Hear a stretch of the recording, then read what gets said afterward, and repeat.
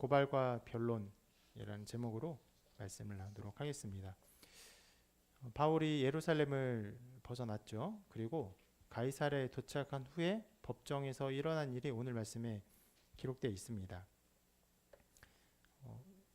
예루살렘에서 굉장히 기가 막힌 일들이 있었죠. 그것이 연결되어서 천부장이 바울을 가이사랴로 보내는 호송대를 조직하고 엄청난 큰 군대처럼 보냈습니다. 흡사 첩보 작전을 하듯이 바울이 그렇게 가이사랴에 오게 됩니다. 예루살렘에서 가이사랴는 약 100km 정도 떨어진 지역인데 오늘 우리가 이 본문을 읽지는 않았지만 오늘 보면 바로 그 앞절에서 그 보병대는 그 중간 안디바드리까지만 갑니다. 대략 한 50km 정도의 여정이었는데 거기까지만 가고 거기서는 보병이 그 전쟁이나 혹은 암살 때의 습격이 있지 않을 것으로 생각을 한 것 같아요. 그래서 거기서 돌아가고 나머지를 기병에게 맡기고 나머지 50km를 기병과 함께 바울이 가이사랴까지 이동하게 됩니다.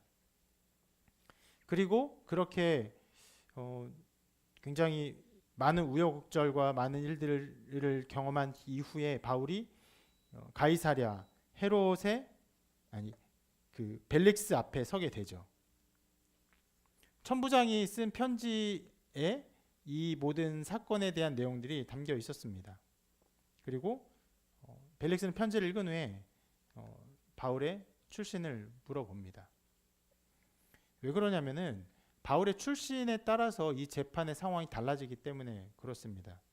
만약에 자기가 맞지 않아야 될 나라의 출신이라고 한다면 그를 재판하는 것으로 인해서 외교적 분쟁이 일어날 수 있기 때문에 그렇게 한 것인데 바울이 그렇게 대답하지 자기가 길리기아 사람이라고 대답을 합니다.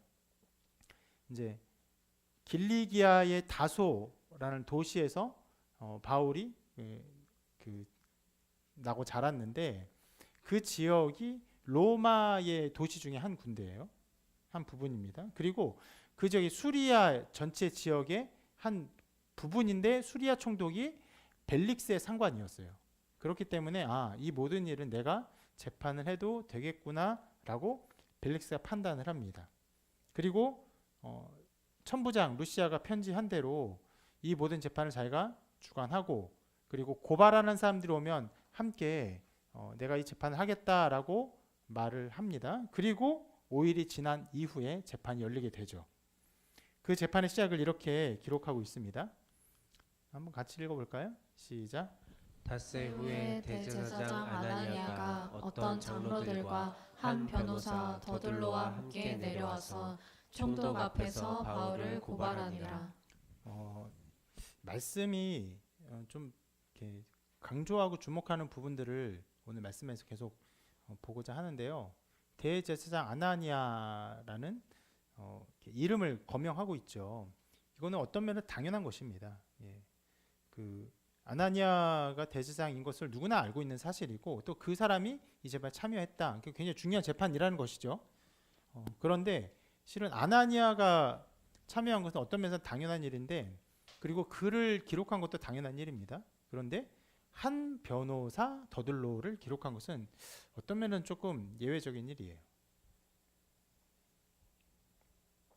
변호사는 어떤 사람입니까? 법률적인 것을 전문적으로 훈련을 받죠. 그리고 그런 경험들을 합니다. 그리고 재판이 벌어졌을 때 그 모든 상황에서 법률 용어를 가지고 자기에게 재판에 유리한 결과를 가져오는 일종의 그 훈련된 사람이 전문가예요. 이 사람도 그런 사람인데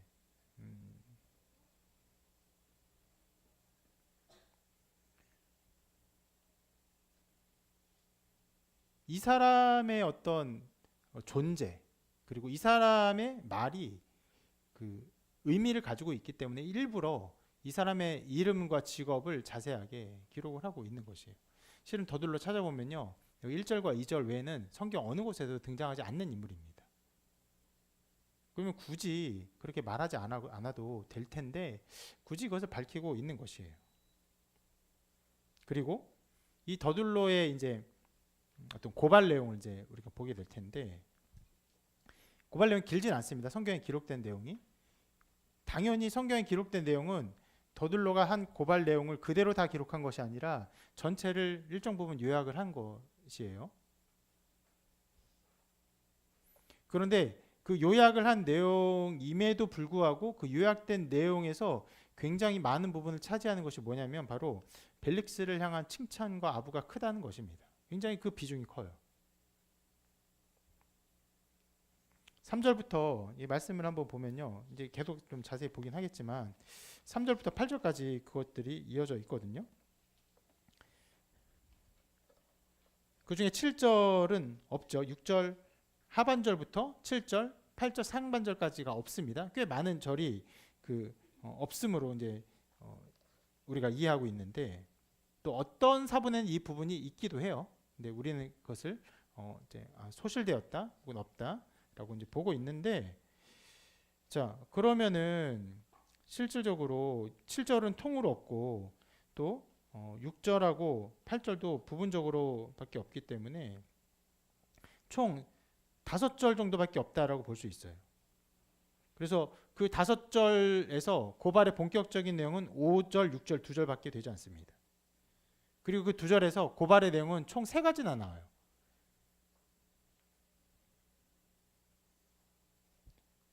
제가 좀 따져봤는데 그러니까 헬라어로 보는 것이 더 정확할 수 있겠지만 우리말로 번역된 글자 수를 따져봤을 때 띄어쓰기를 제외하고 죄를 고발한 내용의 글자 수는 68글자예요.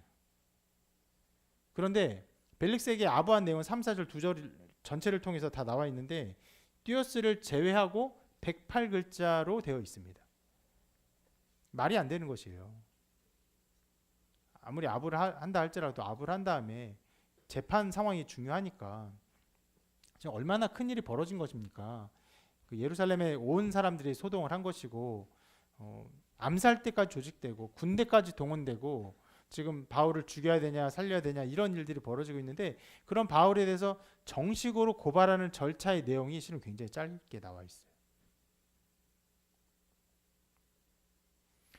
그리고 누가는요 이 사도행전을 기록하면서 우리에게 그러한 사실들을 전달해주고 있는 것이에요.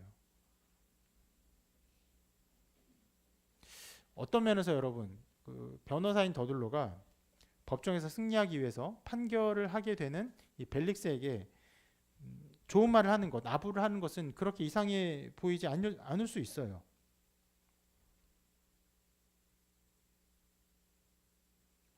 법정에서 특별한 경우가 아닐지라도 거의 모든 사람들은요 권력자들에게 약한 모습을 보이죠. 아첨하는 일들이 비일비재하게 일어납니다. 그런 것들을 생각해 볼 때 지금 나오는 더둘로가 하는 이 모든 아첨의 일들은 세상 사람들이 모두가 하는 그냥 일반적인 일이다라고 생각하고 그냥 넘어갈 수도 있어요. 그런데 말씀이 그 부분을 우리에게 강조해서 보여주고 있는 것입니다. 어떤 면에서 여러분도 더둘로가 와 벨릭스에게 아부를 해? 그런 저렇게 비열한 아부를 할 수 있어? 이런 마음이 전혀 안 들었을 거예요. 그냥 늘상 일어난 일이겠거니 라는 생각이 들 것입니다.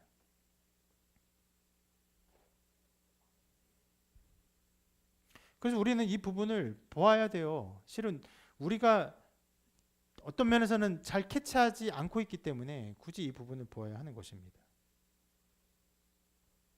우리 마음 안에 어떤 면에서는 세상 사람들에는 소망이 없죠. 세상 사람들이 직접적인 범죄 혹은 그것이 아니라 할지라도 도덕적인 타락과 양심에 반하는 문제를 일으키는 것들이 이상합니까? 그냥 그런가 보다 하죠. 그런 일들이 언제나 벌어지기 때문에 우리 마음에는 그런 것에 대한 특별한 생각이 잘 안 들기도 합니다. 그래서 우리 마음에 양심에 우리의 생각에 그 기저에서 세상에 나타나는 일반적인 악들, 그런 도덕적인 타락, 양심에 어떤 깨지는 문제들에 대한 일반적인 실망이 우리 안에 가득해서 이 말씀들을 그냥 지나칠 수 있겠지만, 그리고 이것을 보는 것이 무슨 소용이 있나 싶은 마음이 들기도 하지만, 그럼에도 말씀이 보여주는 바를 보아야 합니다. 특히 여러분, 벨릭스는요, 이 더둘로가 말하는 것처럼 그 아첨이나 그런 어떤 칭찬, 칭송을 받기 합당한 사람이 아니었어요. 전혀 합당한 사람이 아니었습니다. 자, 더둘로가 이렇게 말을 했어요. 같이 한번 같이 읽어볼게요. 시작. 우리가 당신을 힘입어 태평을 누리고 또 이 민족이 당신의 선견으로 말미암아 여러 가지로 개선된 것을 우리가 어느 모양으로나 어느 곳에서나 크게 감사하나이다. 여러분은 이제 성경을 미리 보지 않고 내용을 잘 모르니까 그냥 성경 봉독할 때 읽지만, 저는 이미 설교를 하기 위해서 연구를 하고 왔잖아요. 그러니까 아까 성경 읽을 때 더둘로의 대사를 읽는데 읽기 싫은 거예요.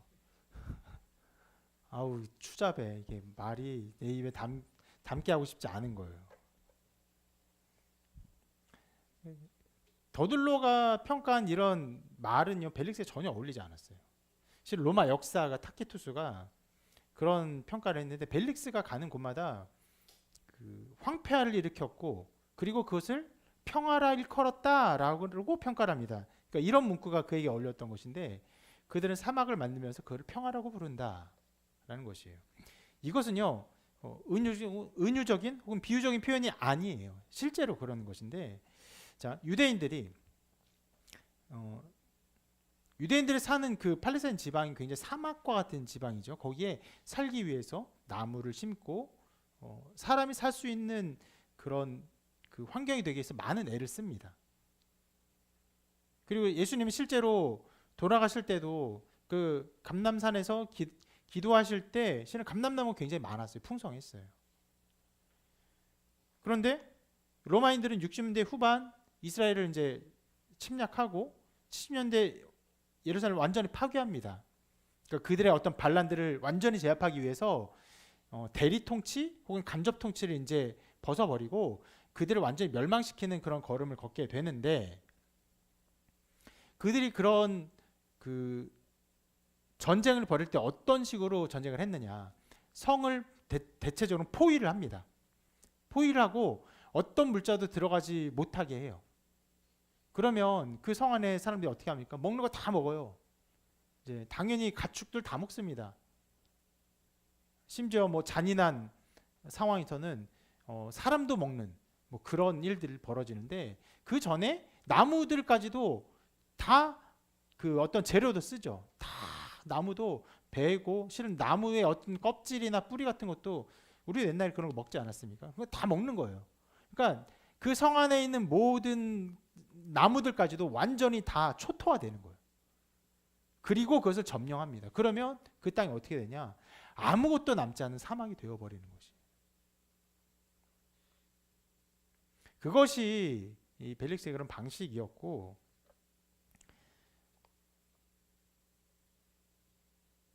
그가 잔혹한 왕이라는 것은 요세푸스의 기록에서도 찾아볼 수 있는데, 자, 다음 주에도 이제 보게 될 거예요. 이 벨릭스에 대한 얘기. 다음 주는 벨릭스에 대한 얘기를 좀 더 자세하게 여러 가지를 보게 될 것입니다. 벨릭스가 결국 이 총독의 자리에서 물러나고 로마로 불려갑니다. 왜 불려갔냐면은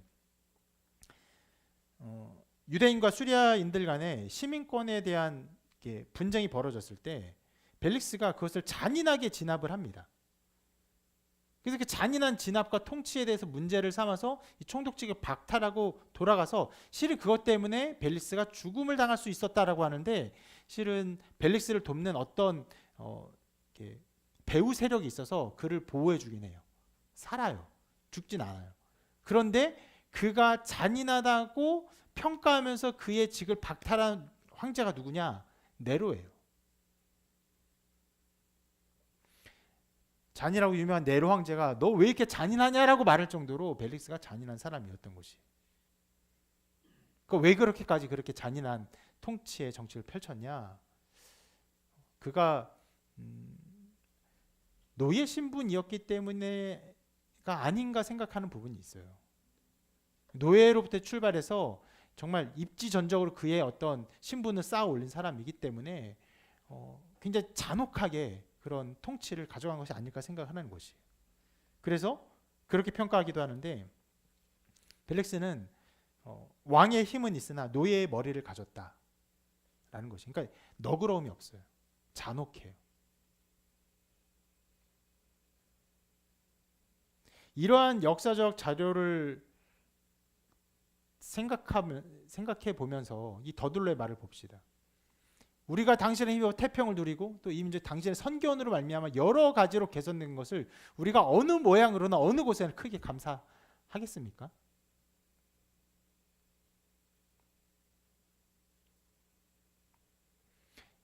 유대인, 일반적인 유대인들, 이 권력에 결탁해 있는 유대인들 말고 일반적인 유대인들이 이 말을 들었으면 역겨웠을 거예요. 우리가 아는 것처럼 여러분, 유대인들이 실은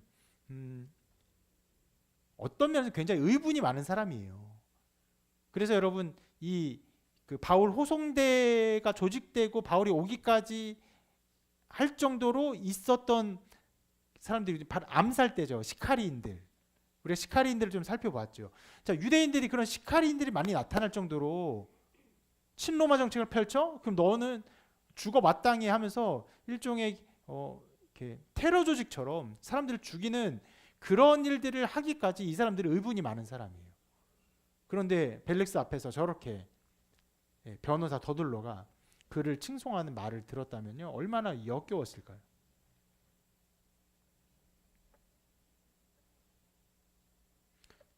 자, 이 사실을요, 실은 여러분 굉장히 바울이 어떻게 재판을 받는가, 그리고 바울이 어떻게 평가를 받는가가 중요한 부분에서 변호사 더둘로의 벨릭스를 향한 이 칭송의 부분을 가감없이 꽤 자세히 드러내주고 있는 것이에요.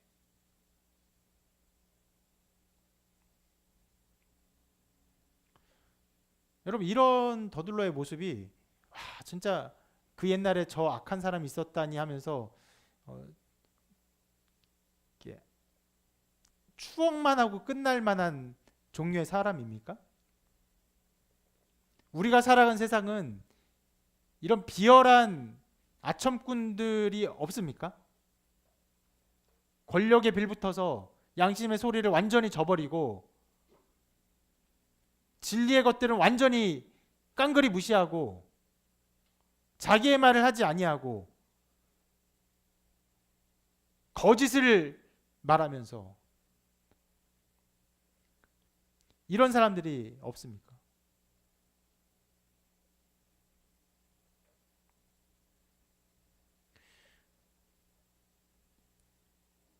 저도 많은 사람들이 떠오르고 여러분들에게도 많은 사람이 떠오르리라고 생각하는데 이 사회는 그런 사람들이 실은 굉장히 가득 차 있습니다.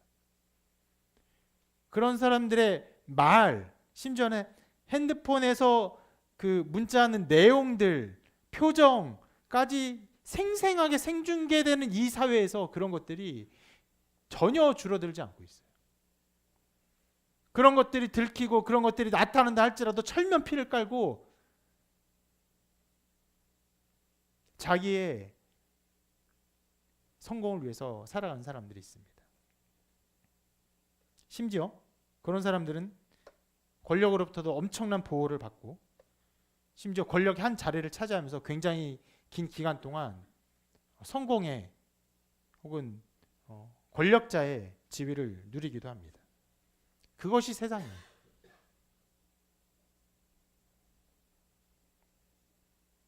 이런 자들이 하나님의 심판을 받아 멸망하면 좋겠지만 실은 말씀도요 그것들을 보여주고 있지 않아요. 이 더둘러가 어떻게 심판받았다 보여주지 않고 있어요.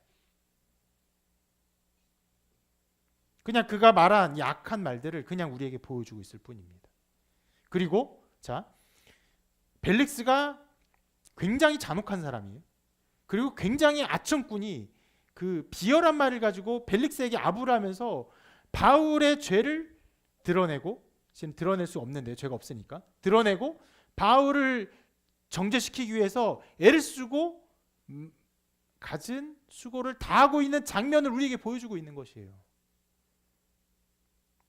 하나님의 나라가, 하나님의 백성이, 그의 사도가, 사도 중에 사도인 바울이 거대한 세력, 악한 세상, 권력자 앞에서 이제 정말 위험을 당할 수 있는 연약한 존재로 서 있는 상황을 우리에게 보여주고 있는 것입니다.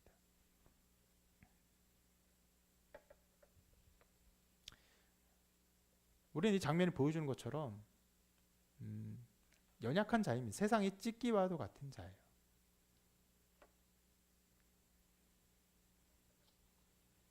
세상은 언제나 불의하게 자기 권력들을 드러내면서 연약한 자들을 옥죄입니다. 자, 그런 상황, 이런 상황들을 우리에게 보여주면서 더들로의 고발의 내용을 우리에게 또 보여주고 있어요. 세 가지로 바울을 고발하는데 세 가지 내용을 한 가지 한 가지 살펴보기 전에 먼저 이렇게 그가 고발한 내용의 한 부분을 뜯어서 살펴보고자 합니다. 자, 이렇게 고발했는데요. 우리가 보니 이 사람은 전염병 같은 자라 천하에 흩어진 유대인을 다 소유하는 자요. 이렇게 말을 먼저 해요. 자, 한 가지를 먼저 살펴보고 싶어서 이 더둘레 말을 꺼내본 건데, 자, 바울에게 뭐라고 말합니까? 뭐라고 말했어요? 이 사람은 어떤 사람이래요? 네, 전염병이래요. 굉장히 감정적인 단어입니다. 실은 지금의 법정에서는 이런 단어를 쓸 수 없을 거예요. 더들로는 이 단어를 통해서 자기가 가지고 있는 바울을 향한 혐오감을 드러냈고 또 유대인들이 가지고 있는 그 혐오감을 드러내고 있어요. 그리고 벨릭스가 자기들이 가지고 있는 이 혐오감에 함께 동조하기를 바랬던 것으로 보입니다. 굉장히 사람에게 쓰지 못할 말이죠. 그런데 저는요, 이 단어가 그리스도인이 어떤 존재인지를 드러내주는 면이 있다고 생각을 합니다. 전염병은요, 가만히 있지 않아요. 늘 옮깁니다. 빠르게 옮겨요. 확산시킵니다. 주변의 것들을요, 할 수 있는 대로 모두 감염시켜요. 우리가 팬데믹의 시기를 지나왔기 때문에 이 전염병의 어떤 힘과 권능을 알죠. 한번 전염병이 퍼지면요, 전 세계가 스톱됩니다. 신자에게 이런 측면이 있어요. 그리스도인에 이런 측면이 있습니다.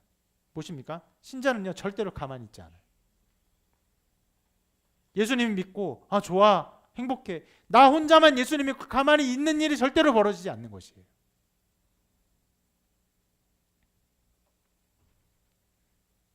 그럴 수가 없어요. 우리는 어떤 면에서는요, 이것을 전하게 되는 사람이에요. 실은 전해야 하는 사람이라기보다는요, 전하게 되는 사람이라는 말이 맞습니다. 주님께서 말씀하셨죠. 증인이 되어라라고 말씀하지 않으시고 증인이 되리라라고 말씀하셨어요. 명령을 받아서 그거를 해야 하기 때문에 하는 것이 아니라 그렇게 하는 것이 우리에게 자연스러운 습성처럼 나타나기 때문에 그런 일을 하는 것입니다. 예수님 제자들에게 또 그렇게 말씀하셨죠. 너희는 세상의 소금이라. 또 세상의 빛이라고 말씀하셨어요. 이 소금이나 빛이 가지고 있는 성질도 마찬가지입니다. 소금은 언제나 영향력을 끼쳐요. 자기 짠맛을 드러냅니다. 다른 것을 짜게 해요. 분명히 그렇게 만듭니다. 빛도 그렇죠. 가만히 있지 않아요. 빛이 그 광원 속에 갇혀 있고 가만히 있습니까? 우리는 그런 일들은 상상도 할 수 없죠. 빛은 퍼져나갑니다. 어둠을 밝혀요. 다른 것에 영향을 미칩니다.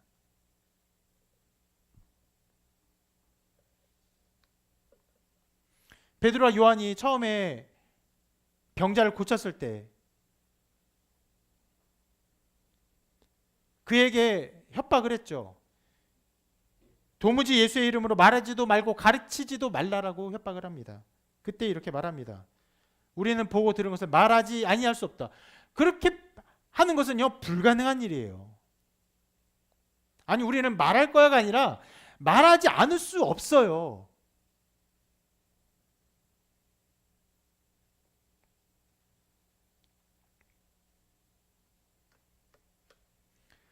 노래를 사랑하는 사람들에게 그 입을 막는다고 해서 그 머릿속에서 노래의 그 운율들이 사라지겠습니까?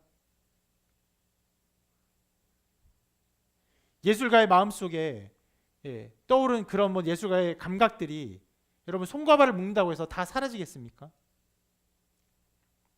그리스도인의 마음에 있는 그리스도에 대한 소망, 하나님 나라에 대한 소망과 믿음에 대해서 그 입을 막는다고 해서 그것을 막을 수 있겠습니까?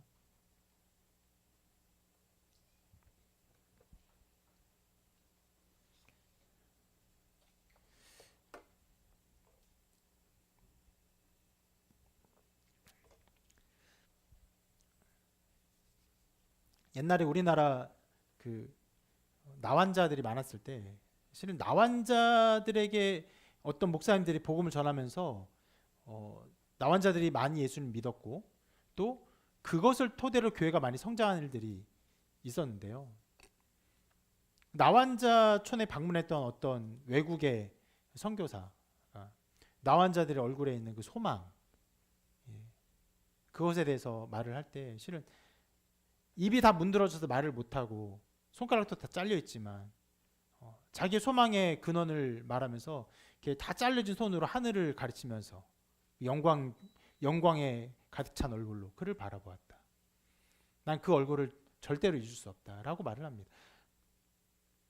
가릴 수 없는 거예요. 말을 할 수 없어도 손가락이 없어도 그 자기에게 있는 이것을 드러내지 아니할 수 없는 거예요. 이것이 그리스도인의 어떠함입니다. 근데 베드로는 이렇게 편지를 했죠. 이 말씀이 없는데요. 너희 마음에 그리스도를 주로 삼아 거룩하게 하고 너희 속에 있는 소망에 관한 이유를 묻는 자에게는 대답할 것을 항상 준비하되 온유와 두려움을 하고. 무슨 말입니까? 신자에게는요.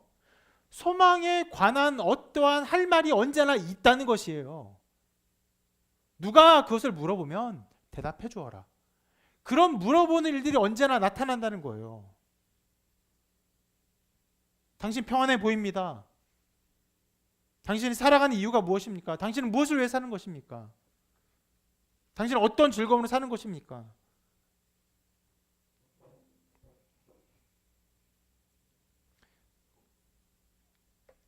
어떤 면에서는 신자가 가만히 있고 싶어도 우리 안에 있는 복음의 능력이 그것을 가만히 있지 않게 해요. 우리 얼굴을 통해서 하나님의 영광을 아는 광채를 드러냅니다. 우리 얼굴에 사람이 가지지 않는 빛, 미용 기술로 밝힐 수 없는 영광의 빛이 있어요. 하나님의 영광을 아는 그 빛. 그것이 드러나서 사람들에게 전해지는 거예요. 전해지고 또 전해지는 것입니다. 그런 면에서 이 전염병이라는 말은요, 어떤 면에서 그리스도인의 정체성을 잘 파악한 참 말이라 할 수 있습니다. 그런데 또 이 전염병이라는 말이요, 신자를 향한 세상의 인식도 보여준다고 생각합니다. 무슨 말입니까? 여러분, 전염병은 어떻게 하는 게 좋습니까? 없애는 게 좋아요. 그럼 세상이 신자를 어떻게 하기를 바란다는 것입니까? 박멸하기를 바라요. 없애기를 바란다는 것이죠. 신자가 있는 곳에는 그래서 언제나 핍박이 일어나요. 주님이 이렇게 말씀하셨죠. 세상에 너희 환난을 당하나 담대하라. 내가 세상을 이기었노라. 네, 신자가 세상에서 핍박 당하는 것은 당연한 것이에요. 굉장히 일반론으로 말씀하셨습니다. 또 주님이 이렇게 말씀하셨죠. 나는 세상의 빛이니 나를 따르는 자는 어둠에 다니지 아니고 생명의 빛을 얻으리라. 자, 이 말씀을 거꾸로 뒤집어 봅시다. 세상의 빛이세요. 그래서 주님을 따르는 자는 어둠에 다니지 아니에요. 근데 주님을 따르지 않는 자는 어떻다는 것입니까? 어둠에 다닌다는 것이에요. 주님께서 이렇게 선포하셨기 때문에 주님을 따르지 아니하는 자는요, 주님을 따르는 자를 미워하게 되는 것이에요. 또 이렇게 말씀하셨어요. 같이 한번 읽어볼까요? 시작. 내가 진리를 말하는데도 어찌하여 나를 믿지 아니하느냐. 하나님께 속한 자는 하나님의 말씀을 듣나니 너희가 듣지 아니함은 하나님께 속하지 아니하였음이로다. 예수님을 믿지 아니하는 자가 어떤 사람이라는 것입니까? 하나님께 속하지 않은 사람이라는 거예요. 너희가 하나님께 속하였다면 내 말을 들을 것이야. 그리고 내 말을 믿을 것이야 라고 말씀하시는 것입니다. 주님의 이런 모든 말씀 때문에 세상이 신자를 미워하는 근원적인 이유는요, 주님을 미워하기 때문에 그래요. 우리가 아는 이 말씀도 있죠. 위대한 말씀입니다. 내가 곧 길이요 진리요 생명이니 나로 말미암지 않고는 아버지께로 올 자가 없느니라. 오직 예수 그리스도를 통해서만 하나님께 갈 수 있다고 주님은 선포하셨어요. 타협하지 않습니다. 기독교는 왜 그렇게 배타적입니까? 주님 배타적이에요. 주님은 영광된 하나님의 본체이시기 때문에, 하나님이 한 분이신 하나님이시기 때문에 하나님은 배타적이세요. 다른 것과 타협되지 않는 존재세요. 영원한 한 존재세요. 섞일 수 없는 존재입니다. 이렇게 주님은요, 자신이 세상에 오신 구원자이심을 말씀하셨고, 그러면서 동시에 주님을 믿지 않는 자들에게 심판의 말씀을 하셨어요. 그래서요, 세상은 주님을 미워합니다. 그리고 우리 모든 사람은 예수님의 이 말씀 앞에 서야 돼요.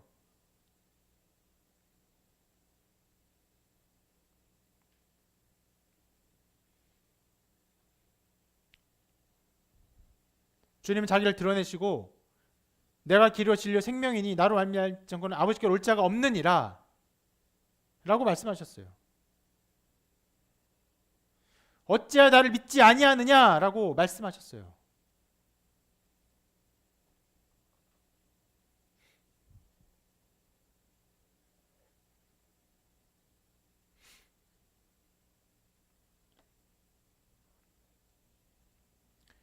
우리 모두는 예수님 이 말씀 안에서 두 가지 갈림길이 있습니다. 예수님 믿던지 믿지 않던지. 지금 요한복음 좀 8장이 어색하지 않은 것은 우리가 아침 말씀 묵상에 지금 아주 8장을 계속 보고 있죠. 정말 쉽지 않은 시간입니다. 예수님의 말씀이 정말 어떤 면에서는 굉장히 쉽고 어떤 면에서는 굉장히 어려워요. 제가 선포하세요. 주님은 우리에게 이 말씀을. 믿던지 믿지 않던지, 하나님의 아들로 믿던지 미친 사람을 생각하든지, 미친 사람이 아니면 할 수 없는 말들만 하셨어요.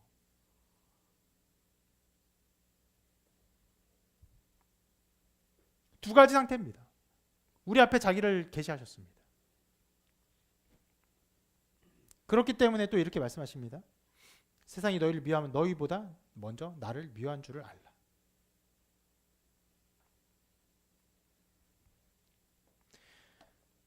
굉장히 예수님은 많은 면에서 세상이 우리를 미워하는 것, 세상이 예수님을 미워하는 것, 박해하는 것에 대해서 일반적으로 그것들을 말씀하셨습니다.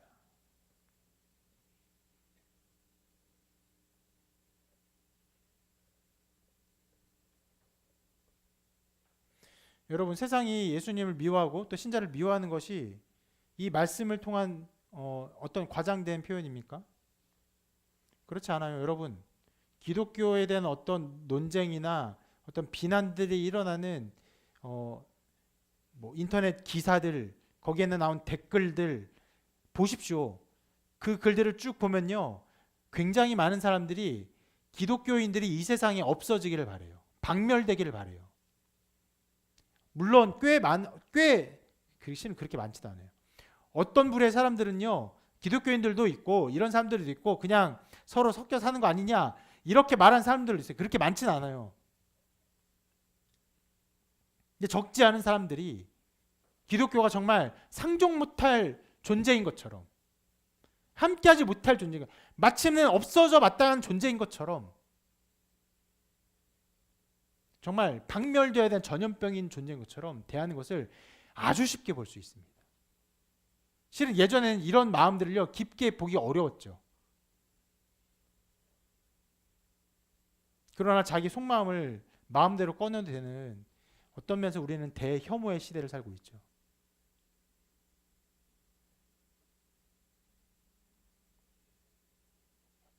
그것은 세상이 더 악해졌다라기보다는 세상이 가지고 있는 일반적인 성질, 예수님을 미워하고 박해하는, 그리고 그리스도인들을 미워하고 박해하는 그런 일반적인 성질들이 그냥 보편적으로 드러나는 것이라고 생각할 수 있는 것입니다.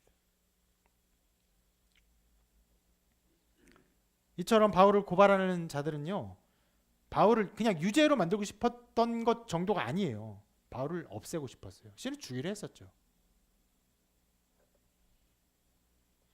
그리고 이제 더들로의 고발 내용이 쭉 이어지는데, 고발의 내용 주로 살펴본다고 하면서 지금 설교 시작한 지 30분이 넘어갔는데 40분 다 돼가는데 이제 더들로 세 가지 내용을 살펴본다니 언제 설교가 끝나나 싶지만 꽤 빨리 끝납니다. 더들로의 이 고발 내용이 굉장히 어설퍼요. 세 가지를 하는데 먼저 이렇게 고발합니다. 유대인을 다 소유하게 하는 자다, 이렇게 고발합니다. 말씀이 이렇게 기록하고 있어요. 같이 읽어볼까요? 시작. 당신이 아실 수 있는 바와 같이 내가 예루살렘에 예배하러 올라간 지 열 이틀밖에 안 되었고 그들은 내가 성전에서 누구와 변론하는 것이나 회당 또는 시중에서 무리를 소동하게 하는 것을 보지 못하였으니 이제 나를 고발하는 모든 일에 대하여 그들이 능히 당신 앞에 내세울 것이 없나이다. 여러분 읽은 것이 바울의 변론이에요. 그러니까 소유하게 하는 자다라고 했는데 나는 예루살렘에 있는 지 꼭 12일밖에 되지 않았어. 거기서 변론하는 것이나 소동하는 것은 아무도 본 사람이 없어. 증인이 없어. 만약에 그런 사람 있으면 능히 지금 벨릭스 당신 앞에 증인을 세울 것이야. 근데 증인이 없잖아요. 이렇게 말하는 거죠. 굉장히 쉽게 변론됩니다. 그 두 번째로 이렇게 고발합니다. 나사렛 이단의 우두머리다. 이에 대해서는 이렇게 말해요. 같이 읽어볼게요. 시작. 그러나 이것을 당신께 고백하리이다. 나는 그들이 이단이라 하는 도를 따라 조상의 하나님을 섬기고 율법과 선지자들의 글에 기록된 것을 다 믿으며 그들이 기다리는 바 하나님께 향한 소망을 나도 가졌으니 곧 의인과 악인의 부활이 있으리라 함이니이다. 이것으로 말미암아 나도 하나님과 사람에 대하여 항상 양심에 거리낌이 없기를 힘쓰나이다. 자, 나사렛 이단의 우두머리에 대해서는 어떤 면에서 인정을 하죠. 맞습니다. 나는 그들이 이단이라는 도를 따릅니다. 근데 그 도가 무엇입니까? 우리의 조상 하나님을 섬기는 것이에요. 율법과 선지자의 글을 다 믿는 것입니다. 실은 그 당시엔 구약 성경밖에 없잖아요. 그들이 구약 성경 믿습니다. 나도 구약 성경을 전부 다 믿습니다. 그리고 그들이 기다리는 바 하나님께 대한 소망 나도 동일하게 가졌습니다. 악인과 의인의 부활 있다고 나도 동일하게 인정하는 바예요. 게다가 나는 그러한 신앙으로 인해서 하나님과 사람에 대해서 내 양심상 정말로 올바른 삶을 살아갑니다. 거리낌 없는 삶을 살아가는 의인입니다. 라고 자기를 변호하는 것이에요. 그리고 세 번째 고발이 있습니다. 그것은 이렇게 하는데 성전을 더럽게 하려 함인데 이 말 자체가 여러분 이상한 거 보이십니까? 성전을 더럽게 했습니까? 안 했습니까? 안 했어요. 아 진짜 변호사가 뭐 이런 수준으로 하고 있어요. 뭐 하려고 했어요. 뭐 이렇게 말하고 있는 거예요. 그러니까 바울은 이것에 대해서 소상하게 변론합니다. 읽어볼게요. 시작. 여러 해 만에 내가 내 민족을 구제할 것과 재물을 가지고 와서 드리는 중에 내가 결례를 행하였고 모임도 없고 소동도 없이 성전에 있는 것을 그들이 보았나이다. 그러나 아시아로부터 온 어떤 유대인들이 있었으니 그들이 만일 나를 반대할 것이 있으면 마땅히 당신 앞에 와서 고발하였을 것이요 그렇지 않으면 이 사람들이 내가 공회 앞에 섰을 때에 무슨 옳지 않은 것을 보았는가 말하라 하소서. 오직 내가 그들 가운데 서서 외치기를 내가 죽은 자의 부활에 대하여 오늘 너희 앞에 신문을 받는다고 한 이 한 소리만 있을 따름이니이다. 말이 좀 긴데요. 자, 성전을 더럽게 하려고 했다라는 것에 대해서 기본적으로는 내가 다른 곳에서 구제할 헌금을 가지고 와서 그들을 구제하려고 하는 중에 내가 성전에서 결례를 행했다. 우리가 알고 있죠. 그 서원에 대해서 결례를 행하는 그것을 행했던 것이에요. 그리고 결례를 행할 뿐 아무것도 안 했어요. 그리고 아시아에서 온 어떤 유대인들, 에베소에서 온 유대인들 있죠. 그 사람들이 실은 바울의 어떤 성전을 더럽게 하는 것에 대해서 이렇게 그 사람들을 선동시킨 것이 있는데 벨스에 이렇게 말하는 거예요. 자, 나를 반대할 사건이 있으면 그 이 일을 고발했던 아시아에서 온 그 유대인들이 지금 앞에 있어야 되는데 지금 어디 있습니까? 그 사람들 지금 고발하지도 않고 없어졌습니다. 만일 그렇지 않다면 내가 그 사내들인 공회 앞에 섰을 때에 어떤 그 불법에 대해서 판결된 것이 있다고 말을 할 텐데 그것도 지금 이 사람들이 말하지 않고 있습니다. 단 하나 좀 분쟁의 어떤 거리가 있다면 무엇입니까? 죽은 자의 부활에 대해서. 예. 그것 때문에 분쟁이 일어났잖아요. 그것을 그냥 이야기할 뿐이에요. 이렇게 끝납니다.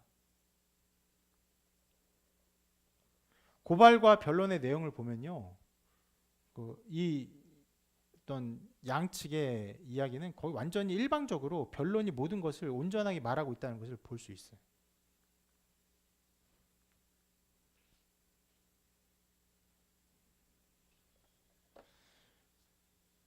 그러면 이 상황에서 기대할 수 있는 것은, 보통의 상황이라면 기대할 수 있는 것은 고발의 내용이 다 좀 어설프죠. 증거도 없고 증인도 없어요. 바울은 온전히 다 방어를 하고 있습니다. 그러면 죄가 없다 할 것을 기대하겠지만 실은 벨릭스가 굉장히 포악한 사람이고 더들로도 굉장히 아첨한 사람이었어요. 그런 상황에서 이 결론이 어떻게 될까 이제 생각하게 하는 장면이 이루어지고 나타나고 있죠. 근데 여기에 묘한 상황이 한 가지가 끼어들어 있습니다. 뭐냐면 성경이 벨릭스에 대해서 이렇게 말을 합니다. 벨릭스가 이 도에 관한 것을 더 자세히 아는 거로. 실은 벨릭스가요, 예수 그리스도를 믿는 도를 어느 정도 알고 있었어요. 다음 주에 우리가 보게 될 거예요. 그래서 이 논쟁들이 굉장히 그 고발하는 측의 무리한 일들이라는 것을 다 알게 된 것입니다. 벨릭스가 이 도에 관한 것을 자세히 아는 것이 어떻게 알았느냐 정확히 우리가 다 알기는 없지만 하나님께서 그를 준비하신 것이죠. 포악한 사람일지라도 실은 굉장히 그 욕심이 많고 절제하지 못한 사람이에요. 근데 그것 때문에 이 상황들을 알게 된 것이라고 추측이 됩니다. 근데 이런 일들을 통해서 결국 이렇게 모든 재판이 결론이 나게 돼요. 이렇게 판결합니다. 같이 읽어볼게요. 시작. 천부장 루시아가 루시아가 내려오거든 내려오거든 너희 일을 처결하리라 하고 백부장에게 명하여 바울을 지키되 자유를 주고 그의 친구들이 그를 돌보아주는 것을 금하지 말라. 무죄라고 하기까지 좀 그런데 일단은 이 모든 것들을 일단 연기하기로 해요. 판결을. 그리고 바울을 일단 잡아는 둡니다. 잡아는 두지만 자유인처럼 잡아둬요. 자유롭게 왕래하고 사람들을 만날 수 있는 상태에 두게 되는 것이.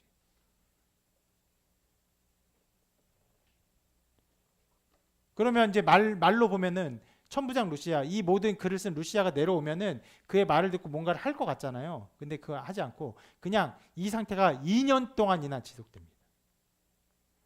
바울은 2년 동안이나 가이사랴에서 사람들을 만나고 특히 벨릭스에게 여러 가지 이 도를 가르치면서 자기 활동들을 하게 돼요. 이렇게 일이 끝납니다. 다시 한 번만 이 모든 일들을 되짚어 봅시다. 굉장히 많은 우여곡절 끝에 바울이 이 벨릭스 앞에 서게 된 것이에요. 그러니까 사내들인 공회에서 재판받는 것을 벗어난 것이죠. 그리고 더 어떻게 보면 더 높은 재판장 그리고 더 공적인 재판 앞에 서게 된 것을 보여줘요. 그 상황에서 누가는요, 변호사 더들로라는 이름을 굳이 거론하면서 그의 어떤 이 벨릭스를 향한 그 아첨의 말들을 세세하게 기록하면서 거대한 이 세력 앞에 서 있는 연약한 바울의 모습을 그대로 보여줍니다. 그러나 그 모든 사탄의 공격들, 바울의 어떤 위험한 상황들은요, 매우 싱겁게 끝나게 되죠. 어느 정도의 바울의 무죄함이 공개적으로 드러나게 됩니다. 그리고 이 모든 말씀은요, 이 모든 상황은요, 단 하나의 예수님의 말씀을 성취하는 것입니다. 무엇이죠? 이것이죠. 담대하라, 내가 예루살렘에서 나의 일을 증언한 것 같이 로마에서도 증언하여야 하리라.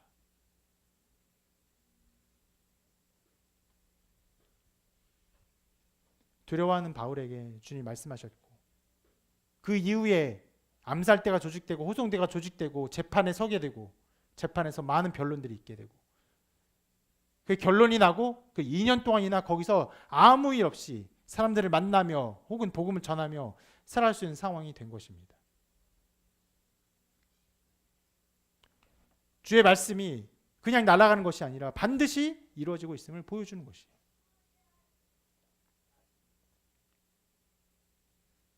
주님은 환상 중에 바울에게 이렇게 직접적으로 말씀하셨지만 실은 12제자에게 이와 비슷한 말씀을 또한 하셨어요. 같이 한번 읽어볼게요. 시작. 이것을 너희에게 이르는 것은 너희로 내 안에서 평안을 누리게 하려 함이라. 세상에서는 너희가 환난을 당하나 담대하라. 내가 세상을 이기었노라. 주님께서 이 말씀을 하실 때 바울이 이렇게 될 거야 미리 그렇게 말씀하신 것은 아니라고 할 수 있죠. 신자들이 당하는 모든 일반적인 환난에 대해서 말씀하신 것이에요. 그러나 그것이 실제로 그대로 이루어졌고, 바울에게 필요한 것이 무엇입니까? 담대함이었어요. 세상에 계신 주께서 우리를 승리케 하실 것을 믿으며 담대할 것이 필요했던 것이에요. 그리고 그 모든 일들이 실제적으로 다 이루어진 것입니다. 그리고 또한 주님은 이렇게 말씀하셨습니다. 사람이 너희를 회당이나 위정자나 권세 있는 자 앞에 끌고 가거든 어떻게 무엇으로 대답하며 무엇으로 말할까 염려하지 말라. 마땅히 할 말을 성령이 곧 그때 너희에게 가르치시리라.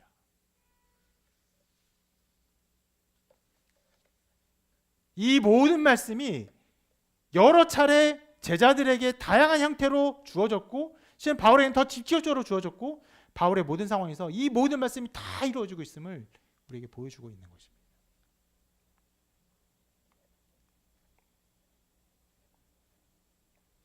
그리고 우리에게도 동일하게 말씀하십니다. 담대하라. 우리가 서 있는 세상은요, 호락호락하지 않습니다. 우리가 이 변호사 더들로의 말을요, 지금 보면 되게 우습고 말도 안 되는 일이라고 생각할 수 있지만, 그 당시에 법정 앞에 서서 그의 악한 이 아첨의 말들을 들었을 때 바울이 얼마나 마음에 부담이 되었을까요?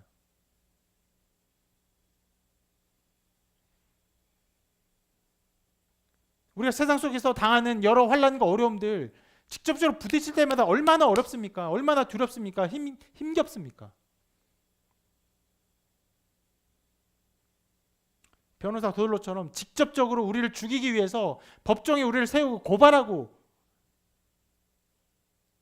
실은 이런 일을 당하지 않는다 할지라도 때로 세상 속에서 만난 환난들, 어려움들, 난관들, 시험들 겪으면요 힘듭니다. 감당하기 어려운 시험으로 생각돼요. 그러나 그 모든 상황에서 주님이 우리에게 요구하십니다. 담대하라. 담대하라. 우리를 통해 이루실 하나님의 일은 반드시 성취되고 이루어집니다. 우리의 걸음을 이루어 가세요.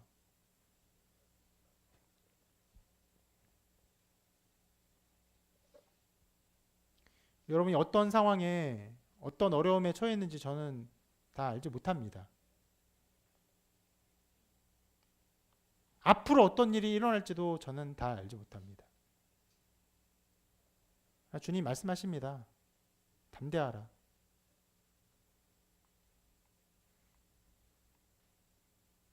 우리에게 평안을 주시기 위해서 이 모든 말씀을 주신 것이에요. 이 평안은요, 아무런 어려움도 없고 환난도 없는 평안이 아닙니다. 환난과 고난 속에서도, 심지어는 우리의 생명을 빼앗기는 그 가운데서도 그것보다도 더 소중한 하나님 나라를 기뻐하며 그 가운데 평안을 누리는 것입니다. 세상이 감당하지 못할 사람이 되는 것이고, 세상이 주의 못할 평안을 우리에게 선물하시는 것이에요.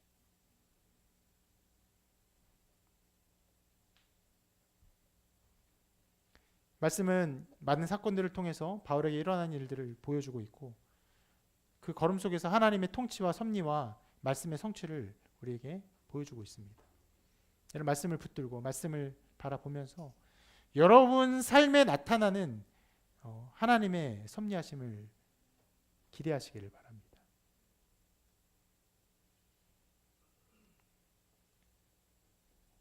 하나님은 반드시 그의 백성을 보호하시고 지키십니다.